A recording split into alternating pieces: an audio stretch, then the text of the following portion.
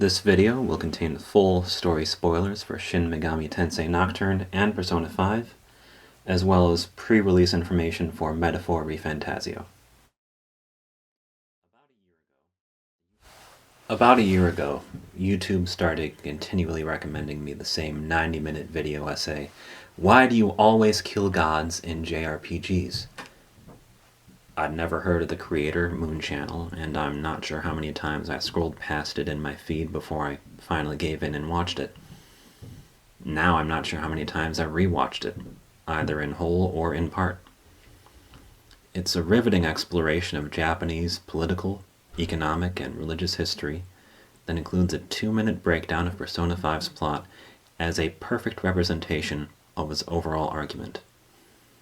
The whole video is worth watching if you have the time, but in case you don't, here's a quick and dirty summary. Capitalism. The god you're killing in many of these games is capitalism. Okay, a little more explanation would probably be helpful. Japan's economic rise in the second half of the 20th century after World War II, brought about by its embrace of corporate capitalism, led to unprecedented economic prosperity in the 1980s, only for the economy to collapse in the 90s and never fully recover in the subsequent decades. The Japanese economic system and strategy has remained largely unchanged, seemingly under the expectation that if the system led to prosperity in the 80s, sticking with it will lead back to that promised land. To the extent that the guiding principle of Japanese society today is returning to that prosperity through the same means they achieved it before, capitalism is Japan's civil religion. The rejection of that civil religion has manifested in video games as confronting and killing gods. Rather than saying outright, we need to rethink if not reject capitalism, these games phrase it more subtly. The god who rules this corrupt society needs to be overthrown. For Moon Channel, Persona 5 and its final boss, Yaldabaoth, represent this trope perfectly. The Holy Grail, the treasure at the heart of the cognitive palace of Japan's collective unconscious, represents the desire of the Japanese people to no longer have to think for themselves in order to achieve lasting prosperity. Meanwhile, our heroes, the Phantom Thieves, are individuals who have been marginalized, scapegoated, or victimized not just by bad individuals, but by a corrupt, broken system that's propped up in turn by the rotten adults whose interests that system serves. If you want more detailed analysis of how these characters represent marginalized populations, Lady Virgilia has an extensive series exploring Persona 5 party members through a Japanese cultural lens, link below. Now, I can understand a certain reluctance to entertain the idea that such an iconic JRPG trope is intended to be a heavy-handed economic and political allegory. But if there was any studio that we should expect to be willing to use this trope in this way, it should be Atlus. They constantly adopt and reinterpret cultural and religious icons from around the world in ways that some would consider blasphemous, and they regularly use character designs and writing that are, well, suggestive. They're so shamelessly edgy about religion, violence, philosophy, and sex. Do we really believe that contemporary politics would be the line they would never cross? All I'm really saying is that Atlus games might be slightly more transgressive than fans generally realize. We will arrive at last at Shin Megami Tensei Nocturne by way of Katsura Hashino, who was the director of Nocturne, of Persona 3, 4, and 5, and of the upcoming game Metaphor ReFantazio. If Persona 5, his most famous and commercially successful work, is really so on the nose as cultural commentary as these other video essays suggest, then it becomes plausible to look for similar ideas in his previous works. I believe that Nocturne is best understood as posing the question to its audience, What kind of person will you choose to be? And what would the world be like if everyone was like you?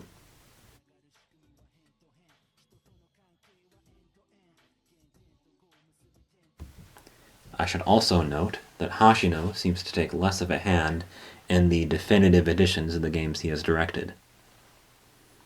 The Maniacs edition of Nocturne, which introduces the Labyrinth of Amala and features Dante from the Devil May Cry series, was actually directed by Kazuyuki Yamai, and both Persona 4 Golden and Persona 5 Royal were directed by Daiki Ito, not by Katsura Hashino. If I'm going to treat Hashino as an auteur along the lines of FromSoft's Hidetaka Miyazaki, or dare I say Hideo Kojima, I should treat the expanded content from Atlus's re-releases and definitive editions as, well, not definitive. The base game and story should be regarded as complete in themselves. Finally, I'm going to assume that everyone watching this is familiar with Nocturne's plot and characters, and I will be summarizing only what's necessary for my arguments. I'm also going to include on-screen timestamps that will match up with a video by another channel listed in the description that includes all of the major in-game cutscenes, so that anyone who wants to can check my references against the game. Now, finally, let's jump into Nocturne. Not counting the True Demon ending, introduced with the Maniacs re-release of Nocturne, the game has 5 endings. 3 of the endings correspond with one of the game's reasons. The Freedom ending returns the world to normal, and the Demon ending occurs when you fail to meet the conditions for any of the other endings. In order to get one of the reason endings, you need to agree with the reason's representatives at 2 key moments. First, when they tell you about their reason, and second, when they summon their demonic sponsor by sacrificing someone who has previously helped or supported the player. As for how to get to the Freedom ending, we'll get to that. Most of the commentary I've seen on the reasons tends to be very abstract and philosophical. But I think Hashino's intention was much more culturally relevant. Each of the 3 reasons embodies their representative's approach to life in modern, capitalist Japan, and their dream for a newly created world is one in which everyone approaches life the same way they do. Ikawa, the tech executive, wants a world where people set aside their individual desires for the good and harmony of the whole. Your ambitious classmate Chiaki wants a world where everyone has to prove themselves strong and worthy. Your fun-loving classmate Isamu wants everyone to have a world all to themselves, where they can pursue their own enjoyment and not worry about anybody else. Your classmates show these character traits that will shape their reasons the very first time you interact with them. They each call you to discuss visiting your teacher, Yuko, in the hospital, and neither of them is concerned with the reasons for her hospitalization. Isamu's skeevy motives manifest as wishing for a private counseling scenario with your teacher and asking the protagonist to just try to act as a mood maker.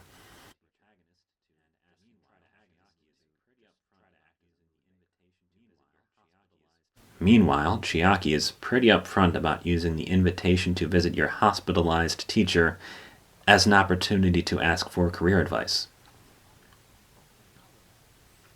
Hikawa's goal for the new world, meanwhile, is already very well established when the game begins. And though the content that fleshes out his history and motivation is only in the Maniacs content, there's one line in particular from late in the game that suggests that Hikawa and Shijima represent the same idea that Hashino would later revisit in Persona 5. When you think about it, there is something kind of on the nose about an industry executive enlisting the help of a teacher to create a world in which everyone is just a quiet cog in a machine with no desires of their own.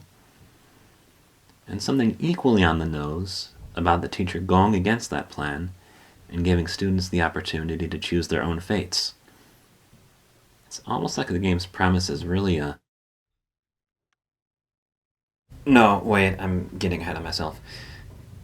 As I said earlier, in order to unlock one of the reason endings, you need to agree with the representative first when they explain their reason to you, then again when they sacrifice someone who had previously helped you on your journey. You can't talk them down from their ideology in the first conversation, and you can't stop the sacrifice in the second. All you can do is decide whether you want to congratulate them or engage in a futile protest. At these decision points, the game isn't asking abstract philosophical questions. It's asking the player, now remember, the original audience was Japanese teenagers, what principle was going to guide their life in modern capitalistic Japan, and what the world would be like if everyone followed the same principle. Moreover, it points out that each of the three common approaches leads to very real suffering, and asks if it's worth it. For Shijima, are you willing to sacrifice your own dreams, your fullest potential, slaving away for a company out of the belief that doing so will serve the greater good? Is the stability that comes with conformity worth the suffering that it causes too? For Yosuga, do you try to rise to the top, knowing that there will always be other people aiming for your spot, even knowing that you will need to step on other people, particularly the weak, to achieve your goals? Or, for Musubi, do you just try to maximize your own enjoyment and renounce any obligations to help or even care about other people, even if your own pleasure comes at the cost of others? And with this laid out, we can make sense of the freedom ending. The single most important trigger for the freedom ending is a conversation with your teacher Yuko, who has been unable to form a reason of her own and has looked for a god to give it to her. Well, technically the conversation is with the god who has possessed her. This being a goddess of very vaguely defined hopes, asks two pointed questions of the one who would dare take up the name freedom. You will carry the burden of plague, pain, and ridicule. Do you fear the suffering and humiliation? And you will live a life of humiliation, rejection, and defeat. Do you fear the deceit, the torment? Answer both of these questions with "I can take it," reject the other reasons, and protest when the representatives engage in human sacrifice, and you unlock the freedom ending. In Yuko's monologues over the course of the game, she laments that the old world had lost its power, that people had misused their freedom, and so on. In her monologue, in the freedom ending's closing cutscene, though, she has overcome that despair and observes, "You have to change yourself in order to change the world." Oh, what am I saying? You already know all this. The implication here is that in order to have reached this ending, the player needs to have been honest in the answers they gave earlier, and that those answers implied that they already understood the idea that they have to change themselves in order to change the world. Let's take a moment and sum all this up. Each of the three reasons represents a mindset fostered by capitalism and a way of approaching post-crash Japan either individually or collectively. When presented with the opportunity to build a new world, the reasons representatives all fall back on the approach they had taken to capitalist society. They can imagine the end of the world more easily than the end of capitalism, as the saying goes. Finding the freedom ending means rejecting those mindsets, those methods of coping with capitalism, while also embracing moral challenges. It means protesting when other human beings are sacrificed for the greater good.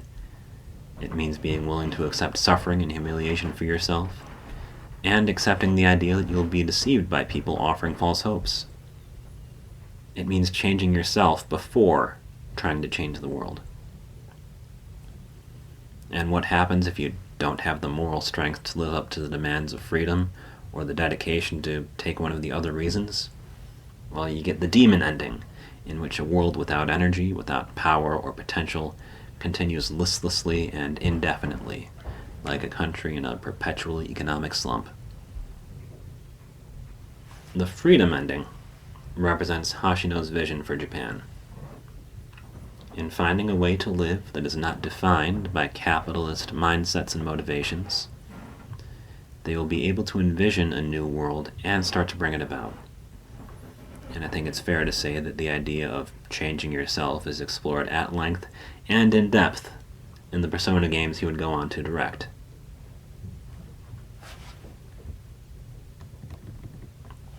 Now let's look at Hashino's newest game. If we understand that from Nocturne on he's been speaking about contemporary issues in Japanese society, the metaphor is fairly transparent. He's addressing his new game to the historical moment Japan is in now, in which the representatives of the old capitalist state religion are contending with a resurgent interest in military power, and the decision as to which of them will determine the future of the country is to be decided in elections. There are also some plot points around the murdered emperor and magically comatose prince, but I sincerely doubt that those are meant to point toward restoring power to the Japanese emperor as a viable solution. Rather, it seems that the hero and his party need to learn to embody pre-existing archetypes within the public imagination to influence people and push the country's future in a new and more hopeful direction. Video games are art, and like with any piece of art, different people will walk away with different interpretations, different lessons. More than one reading can be valid. I've gotten a lot out of abstract philosophical commentaries on Nocturne and psychological readings of Persona games. But the more political reading of Hashino's work is now so blatantly obvious to me and so underrepresented in discourse about his games, that I feel compelled to do what little I can to make his intentions better understood. It's not just that it's obvious, though. It's genuinely useful, thought-provoking. When I see Nocturne as it was seemingly intended, as a challenge to think about how young people want to enter into the adult world in a post-crash economy, it's a challenge for me, as an American adult, to think more carefully about how I approach my own life, career, and personal relationships. Am I actually acting in a way that I want other people to emulate? Am I taking responsibility for my own decisions? How much am I tolerating human suffering, human sacrifice, in the name of building someone else's ideal world? Am I speaking up as much as I should about attacks on basic human dignity, even at the risk of being humiliated or rejected? I have freedom, but am I using it well? Before we close, I made a promise in this video's thumbnail that it would feature Dante from the Devil May Cry series. I'm going to keep that promise. As I said, the Maniacs Edition, Labyrinth of Amala, and Lucifer's actions within the Labyrinth are not part of Hashino's original plan for Nocturne, but there's still a very interesting idea here that was very successfully implemented. Lucifer's stated goal is to create a new demon of darkness. And in Atlas games, what are demons? They're creatures from world folklore and mythology. Adding in Dante as the archetypal demon hunter, as a replacement for Raido Kuzunoha, whose imagery was too closely associated with Imperial Japan to play well in East Asia, it only furthers the idea of bringing in external ideas, adding new icons, new myths to cultural discourse. Lucifer's plan is to create a new demon of darkness, a new icon to represent his ideals. And to the extent that the true demon ending and not the freedom ending is generally regarded by the fandom as the real ending of Nocturne, Lucifer has succeeded. The Demi-Fiend's instantly recognizable, instantly iconic design is associated in all our imaginations with leading Lucifer's army against the Great Will. With that said, I think there is an argument to be made that the SMT franchise's version of the multiverse, the Mandala system or Amala universe, and particularly Lucifer's desire to rebel against that system, can be understood as a critique of the international market system that traps countries' economies in cycles of development and decline, but that's the subject for another video. My real hope in this video has been to help shape the way people respond to Hashino's work in general, and Metaphor ReFantazio in particular. I do have ideas for other videos on Atlas games, TTRPGs, alignment systems, and game design generally.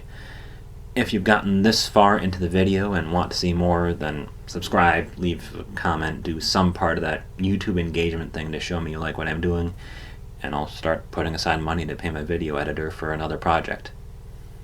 Thanks for watching.